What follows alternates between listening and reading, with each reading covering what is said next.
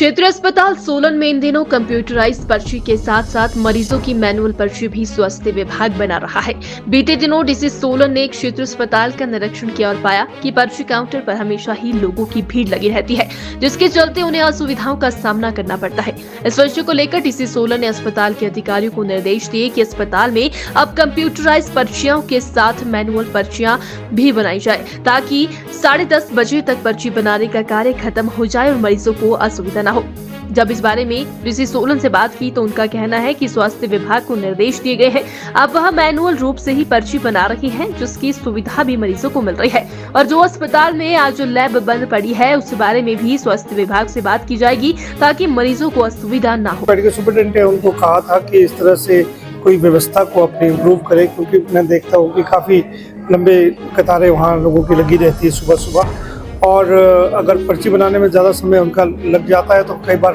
Doctors available नहीं होते, उठ जाते हैं, राउंड पे चले जाते हैं। तो हम कोशिश करेंगे कि किस तरह से इसको और सुव्यवस्थित किया जाए, ताकि लोगों की पर्चियाँ बिना किसी विलम्ब के बन सकें। सर, आज जो हॉस्पिटल में तीसरा लैब है वो इनके राज्य स्तर के जो अधिकारी हैं उनसे मैं बात करूँगा कि इनको कम से कम ये इमरजेंसी जो सर्विसेज है वो प्रोवाइड करते रहे। जहाँ तक पेमेंट का प्रश्न है, सरकार में कई बार विलम्ब हो जाता है, पेमेंट तो मिल ही जाती है, कभी ऐसा नहीं होता कि सरकार किसी का पैसा ना दे, तो उसके लिए निर्णय राज्य स्तर से ही होना है।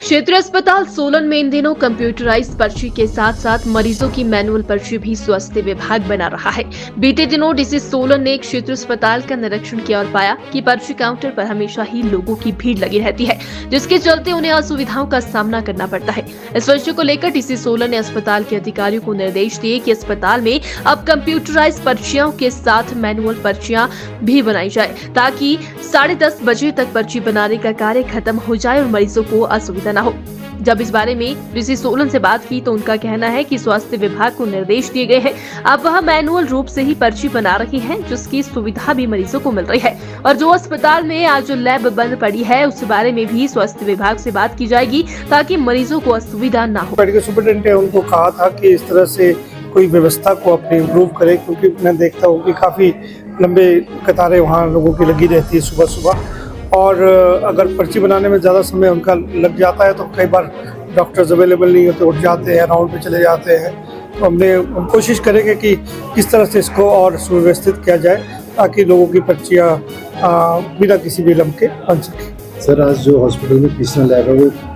इनके राज्य स्तर के जो अधिकारी हैं उनसे मैं बात करूँगा कि इनको कम से कम ये इमरजेंसी जो सर्विसेज है वो प्रोवाइड करते रहे। जहाँ तक पेमेंट का प्रश्न है, सरकार में कई बार विलम्ब हो जाता है, पेमेंट तो मिल ही जाती है, कभी ऐसा नहीं होता कि सरकार किसी का पैसा ना दे, तो उसके लिए निर्णय राज्य स्तर से ही होना है।